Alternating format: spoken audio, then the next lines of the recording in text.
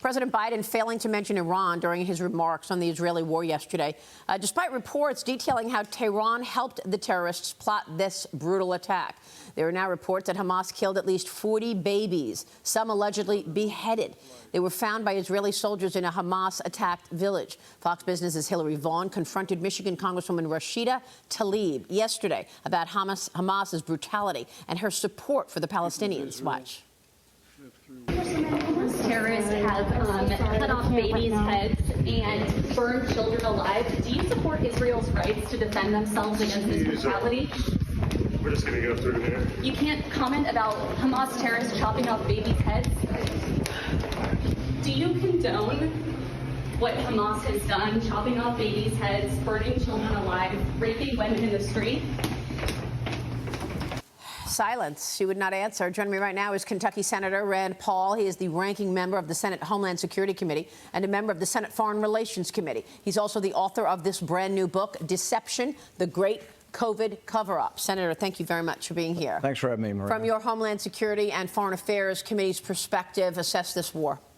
I guess I first have to assess it as just a person who has a great deal of sympathy and sort of horror for what's going on over there. You know, I have 3 boys. They've all been to music festivals in our country, and you think, wow, it's just they're going to have a good time. And I just can't imagine the young people at that music festival and somebody coming in and shooting unarmed people, women, children, men, but unarmed people. What kind of person thinks they're going to further their argument by killing innocent civilians? And so I'm just like anybody else horrified by what's going on, and I think that they're going to get what they deserve, and it's going to happen soon. What do you mean? I think that Israel is going to go in, and there's going to be significant punishment such that Hamas doesn't have the ability to do this again. Let me get your take on what the U.S.'s role is or should be. You have been adamant in terms of the $33 trillion in debt that this country faces, adamant that your colleagues focus on this, stop the reckless spending. But now we're in this situation that Israel needs emergency aid. How will you deal with that? What is your recommendation? The same way I always have is that I'm all for the aid. In fact, we had this debate about a year ago with Democrats. They wanted $1 billion more for Iron Dome, and I said, sure, I'm for that. Let's take it from a fund that we're funding the Taliban with. There's still a couple $1 billion out there that we are the Afghan Reconstruction Fund that's going to the Taliban, to people who are not our friends, who are our enemies in Afghanistan. I don't understand that. Why are we funding the Taliban? They think that somehow when you give money to your enemies, it makes them less of an adversary. We still give money to the Palestinian Authority. We give money to the PLO. So what I would say is, sure, let's fund whatever Israel needs now, but let's take it from funds that we're sending to countries that don't like us, that burn our flag, that chant "Death to America." Why are we giving money to people who hate us? So let's give it to our friends if need be, but let's make sure we take it from somewhere else in the budget. And that may or may not make me very popular, but I insist on this all of the time. And if you don't do it, that's why you wind up with a $33 trillion debt. Well, I mean, has the administration commented on the fact that we've been funding, giving money to the Palestinian Authority? I have these battles all the time. I've battled the head of Senate Foreign Relations over this many times on the floor, over whether we should still be giving money to the Taliban, whether we still should be giving money to the Palestinians. So years ago, I introduced the first bill that would have gotten rid of these martyr payments, where people who were blowing themselves up and blowing up Israeli civilians were getting payments, but it was coming out of a fund that the U.S. government was funding this fund.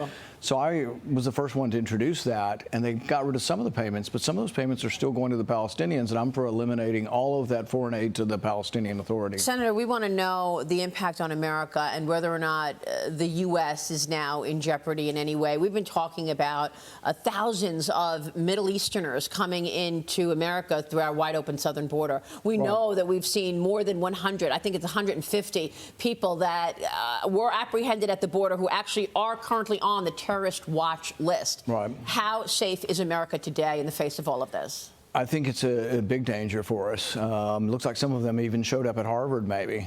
But, you know, I think that we're seeing people from all over the world coming. And I'm someone who thinks that we can embrace immigration. I'm for new people to our country. But we have to be careful about people coming from different areas with different ideas. It used to be that people came to our country because they loved America and they loved everything we stood for.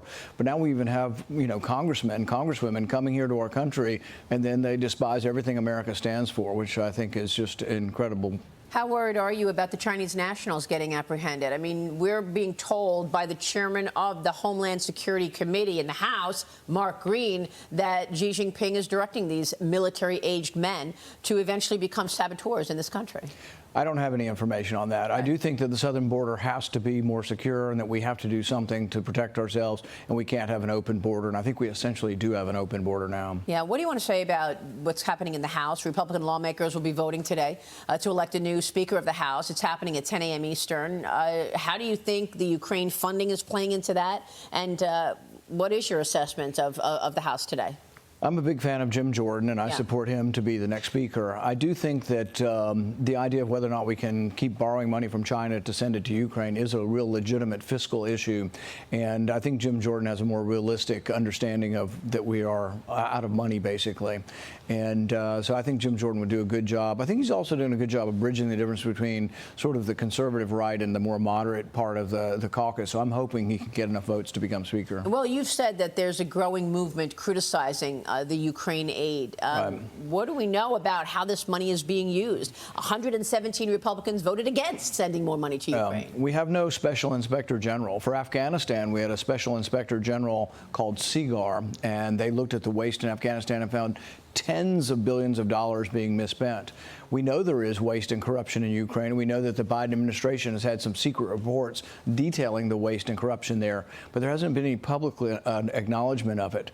So, yeah, I think we have to be very careful. Ukraine's historically been on the list of the most corrupt nations, and so I think we have to be very, very careful. And right now, I don't think there's adequate oversight over our money. So, speaking of waste and fraud, I mean, there was a lot of waste during COVID, wasn't there, in terms of money being spewed out into this economy? You have a new book out, Deception, the Great COVID Cover-Up. And this picture of Anthony Fauci with his mask on says it all. Tell us about the book. Well, I became intrigued by this by seeing the private emails of Anthony Fauci and the group of scientists around him who all privately were saying in 2020 that it looks like the virus was manipulated. We're worried because we know in China they're doing gain-of-function research. But then publicly they said, if anybody questions this, we'll call them conspiracy theorists, we'll call them fringe theories. So they were saying the opposite in public that they were saying in private. But in private, they were acknowledging that in all likelihood the virus came from the lab and that they knew gain-of-function research was going on. Then I confronted Fauci in the committee. And the committee responds to me, he says, absolutely not. We've never funded gain-of-function research in China. He just out and out lied, which is a felony. And if he were a Republican or sympathetic to Republican causes, they'd put him in jail like they've done to Trump supporters.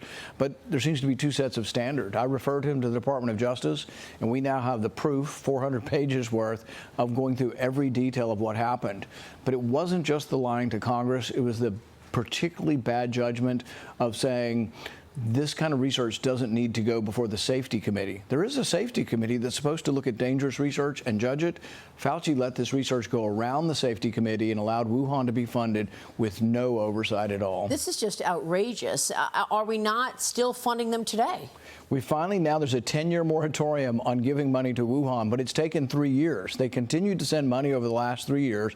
The group that organized the money, Peter Daszak and EcoHealth Alliance, located here in New York, they still are allowed to get money from NIH. They're still getting grants. They've never turned over their notes. They've refused to cooperate with the NIH. They've refused to cooperate with any kind of investigation, and yet they still get money from NIH. But there's been no accountability. I mean, how are we supposed to trust any of these agencies, given what we are finding out, from the NIH to the FBI to the IRS? Yeah, this is the real problem, and people have lost faith in public health doctors such as Fauci. And it wouldn't have been so bad if he had been a family doctor in Peoria. We could discount him.